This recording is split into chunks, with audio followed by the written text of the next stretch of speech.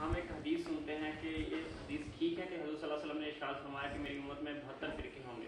اگر یہ ٹھیک ہے تو وہ کس طرح کے فرقے ہوں گے جو اس طرح کے ہوں گے جو آج ہمارے درمیان پائے جاتے ہیں یا کوئی مختلف؟ پہلے تو بیٹا یہ روایت جو ہے نا اس کو ویلڈ نہیں ہم کہہ سکتے، اسی لیے امام بخاری مسلم نے نہیں لکھا، اس کے بیان کرنے والے جہاں جہاں بیان کوئی نہ کوئی کمزور ہے. اس لیے اتنا بڑا مسئلہ کہ دوزخ بھیج رہے ہیں آپ 72 حصے امت کے، بڑی کچھ کمی دلیل چاہیے. اور دوسرا اگر مانے نا جو امام طبری اور امام شاطبی نے کہا بات ٹھیک ہے، یہ مذہبی گروہ کی بات نہیں تھی جو سوچ سمجھ کی وجہ سے اختلاف ہو جاتا نا، فہم کا اختلاف، ایک کو سمجھ آیا شاید کا معنی یہ دوسرے نے سمجھا یہ، تشریح میں فرق ہو سکتا ہے، میں اس کی مثال بھی دوں، وہ نہیں مراد، یہ سیاسی گروہ کی بات تھی. میں اس کے حوالے دوں گا کہ امت میں گروہ جہاں ہمارے تانگے والی پارٹیاں بھی آپ نے دیکھی، انگنت سیاسی پارٹیاں حکومت انتشاری ہیں، وہ کہا یہ 72 جو فساد پیدا کر یہ دوزخ میں جائیں گے، مگر یہ بھی نہیں کہا کہ ہمیشہ دوزخ میں. یہ بھی یاد رکھنا دوزخ میں اگر جائیں گے مسلم ہیں، نکل آئیں گے جنت میں آئیں گے، وہ بھی جو بدنیت ہوں گے. جو الجماعت کا کہ جو زیادہ اکثریت جس کو خلیفہ چنا یا حاکم ہے وہ ٹھیک، یہ جمہوری اصول ہے کہ زیادہ اکثریت نے ایک شخص کو حکمران چنا ہے، آپ مانیں اس کو. وہاں چھوٹی چھوٹی ٹولیاں اٹھ کر فتنہ پیدا کریں ملک میں تو 72 گروہ پھر کام دوزخی والا ہی کر رہے ہیں.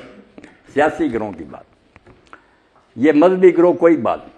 آپ ایک مثال قرآن کی سنیں کہ کوئی حدیث بھی نہیں، قرآن ہے، شک نہیں کسی کو کہ اللہ تعالیٰ نے فرمایا لا مستم النساء، عورتوں کو جب چھو، یہ تیمم اور غسل کے مسائل میں آتا. اب لفظ ایک ہی ہے، لا مستم النساء، ٹچ.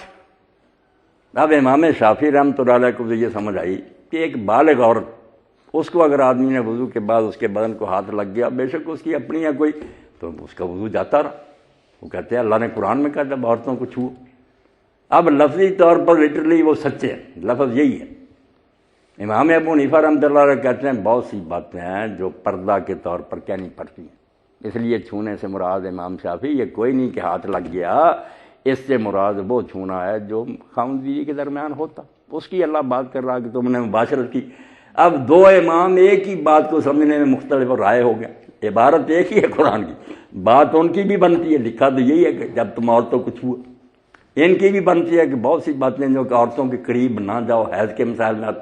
اب قریب جانے کا مطلب یہ تھوڑی ہے کہ تم خاوند بیوی ایک جگہ بیٹھ گئے تو یہ حرام ہو گیا، وہ بھی لوگ سمجھتے ہیں قریب جانا کیا. تو دیانتداری سے بھی فہم میں اختلاف ہو سکتا ہے. یہ لوگ دوشی نہیں ہوتے، ان میں سے کسی کی بات زیادہ وزنی وہ دیکھتے رہیں گے. جو بد نیت لوگ ہیں نا امت میں انتشار اور فساد چاہتے، چھوٹی چھوٹی ٹولیاں بڑھے، وہ جہنمی، مگر آخر میں وہ بھی جنت میں جائیں گے. یہ نہیں کہا کہ وہ مخلد نار. جی ماشاء اللہ، پوچھیں جو پوچھنا.